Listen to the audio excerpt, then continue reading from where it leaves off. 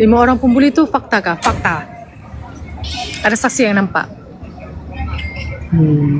Perbuatan mencela. Apa ya maksud Ibu Zara minta berkepentingan dalam inquest tu?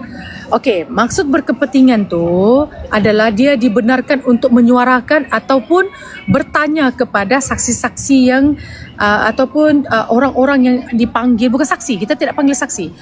Orang-orang yang dipanggil untuk membantu menentukan punca kematian adik Zara ni. So dia orang berkepentingan, dia boleh duduk di situ. Dia boleh duduk dan dia boleh mendengar.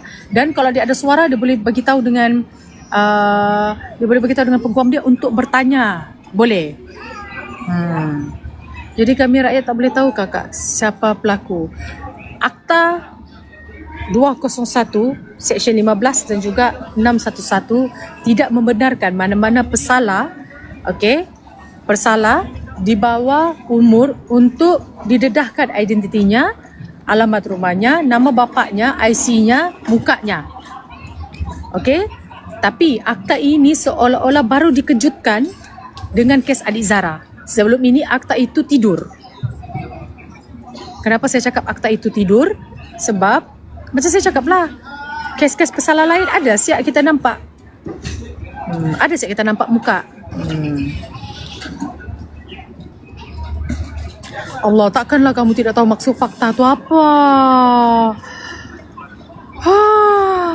Mari datang kelas kami. Kelas celik undang-undang.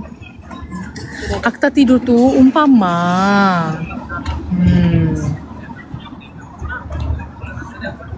Kenapa terlalu rumit? It's a good question.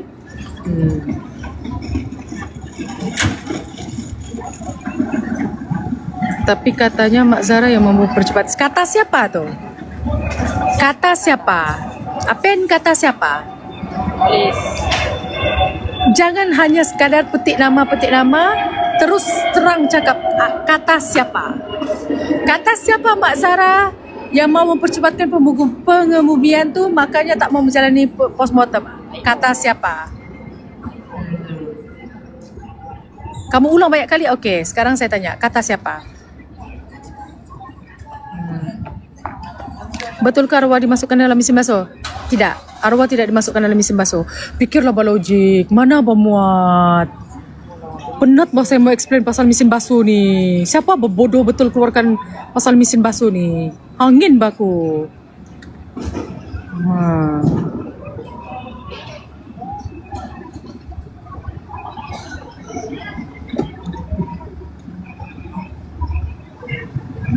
Apa tadi tu saya baca?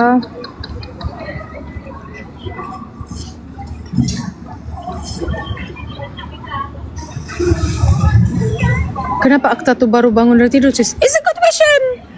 Bagus soalan tu. Sangat bagus.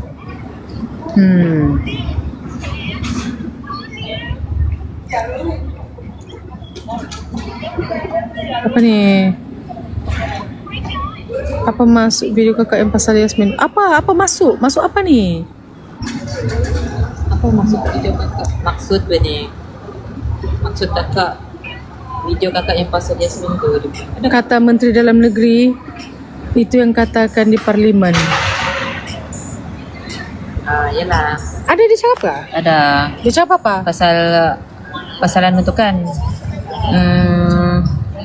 IO yang cakap Mamak si Zara menolak untuk apa ni? Postmortem. Siapa boleh buktikan ayat dia tu? Dia baca teks tu dekat dalam parlimen tu, si Saifuddin Nasution. Iyalah, dia baca teks tu daripada siapa? IO. Daripada kertas siasatan. Kertas siasatan. Maksudnya kertas siasatan IO saja. Itulah apa yang dibagi oleh JSJ tu. Best ni. Aku ulas ni. Ini best. Ada di dalam tu. Dalam kertas siasatan, kalau dia cakap mak si Zara tidak mau buat postmortem, sepatutnya IO tersebut, kau dengar ni IO, aku tahu nama kau siapa, kau dengar ni, sepatutnya tanggungjawab kau kalau betul mak arwah tidak mau buat postmortem, sepatutnya kau pergi buat laporan polis. Sekiranya kau tidak buat laporan polis dan kau hanya masukkan dalam kertas siasatan, itu dikira hearsay, tidak boleh digunakan pakai sebagai untuk pembuktian. Patutnya kau pergi buat laporan polis. Ni aku ajar kau SOP dia. Okay, aku ajar kau pula SOP dia. Sepatutnya tanggungjawab kau sebagai IO yang berpangkat pegawai kanan, inspektor bukan pegawai yang bodoh-bodoh tau. Sepatutnya kau tahu. Okay, sepatutnya ini kau jelas dan kau tahu. Patutnya kalau betul Mak Arwah tidak mau, tidak mau postmortem tersebut, apa yang langkah kau patut lakukan? Kau pergi hari yang sama, mak dia cakap tidak mau ni, kau patut pergi buat laporan polis mengatakan, pada tarikh sekian-sekian, kematian tarikh sekian-sekian, nama apa kita panggil? Nama pesakit sekian-sekian telah disahkan meninggal dunia di sekian-sekian dan kami telah cuba mencadangkan postmortem tersebut kepada ahli waris tapi tidak ditolak. Itu sepatutnya. Kalau setakat kau masukkan dalam kertas siasatan, itu tidak boleh diguna pakai. Tidak boleh diguna pakai sebagai bukti. Itu dikira hearsay. Plus itu memang tidak isu pun. Plus memang tidak ada isu pun. Tak kira lah pun Mak si Arwah ni tidak mau postmortem 10 kali pun dia sign tu borang, masih di bidang kuasa pihak polis untuk tetap meneruskan postmortem. Betul.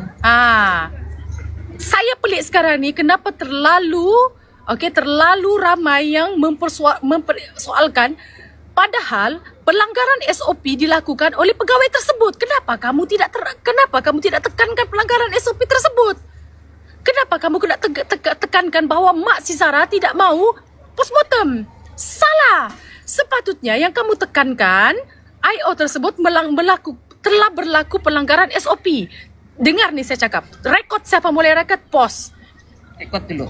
Tidak kira berapa kali pun ahli waris menolak untuk melakukan postmortem, masih di bidang kuasa pihak polis, terutamanya pegawai penyiasat untuk meneruskan postmortem dan mengenepikan surat permohonan ataupun surat penolakan postmortem tersebut. Ini fakta. Sebab kematian dia berlaku, memang berlaku kematian dia di hospital. Dia disahkan meninggal di hospital. Tapi kejadian tersebut berlaku di sekolah. Kemalangan. Kalau kamu panggil itu kemalangan, masa tu kan kamu panggil as a accident. Jadi macam mana kamu tentukan accident tersebut hanya disebabkan kecederaan brain damage? Mestilah kena lakukan postmortem. Mana sudah tadi yang bertanya pasal balik-balik pasal Mamak si Zara tu? Sini ba, aku imo ni. Pirit aku ni, aku rasa. Saya tu IO. Jadi siapa yang mengajar? Sis, betul ke agenda plot twist hari ini tu? Geram. Betul, memang itu agenda diorang sekarang. Memang itu agenda diorang sekarang. Agenda diorang sekarang tengah mengalihkan untuk mengatakan Zara ni bunuh diri. Jadi kita kena bijak. Zara tidak bunuh diri. Ingat, Zara tidak bunuh diri. Tidak mengingat. Saja nak buat salah Mak Arwah. Memanglah. Nak jadikan pula Mak Zara pesalah. Betul.